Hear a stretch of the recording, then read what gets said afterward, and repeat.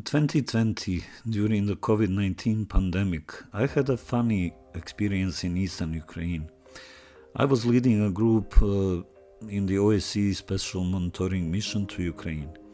Our job was to make sure a ceasefire agreement was followed and report any violations.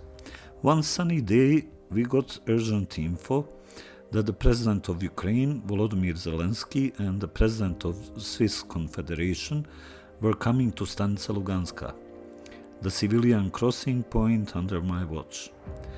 With just one patrol team at hand, we rushed to the scene. Usually, we would meet with Ukrainian liaison officers to talk about ceasefire violations, but this day was different. As President Zelensky arrived with a big group of VIPs, including my top management from Kiev, I initially planned just to stay back and assist if needed.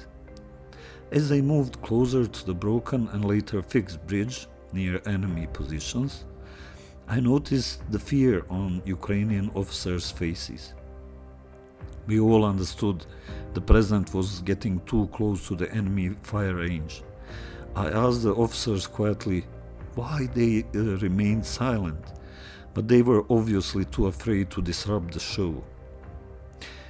Speaking about the show, at that time I privately considered Zelensky as a comedian only.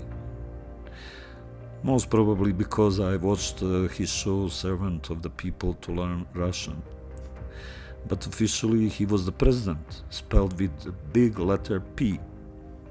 So, in my war veteran's mind, I could already imagine a half-drunk sniper shooter from another side of the river shoots and kills the president.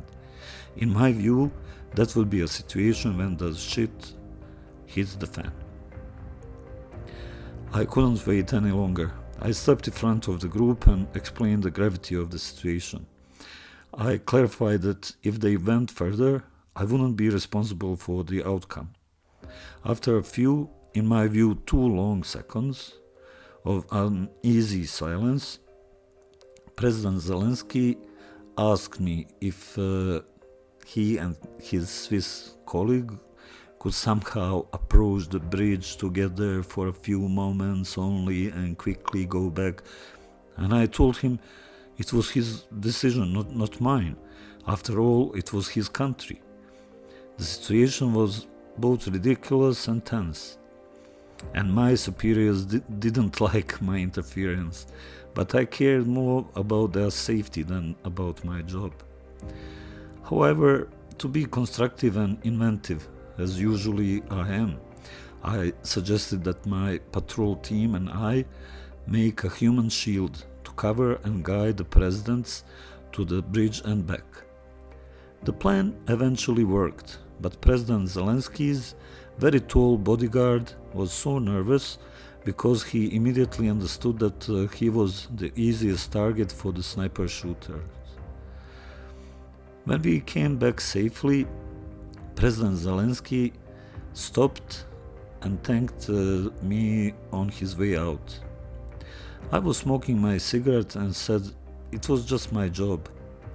We smiled friendly, like we had known each other for a long time. So that was the day I played a role in protecting the Ukrainian president's life. I didn't have a clue that he would become the world's most popular president just 2 years later when the Russian army openly invaded Ukraine.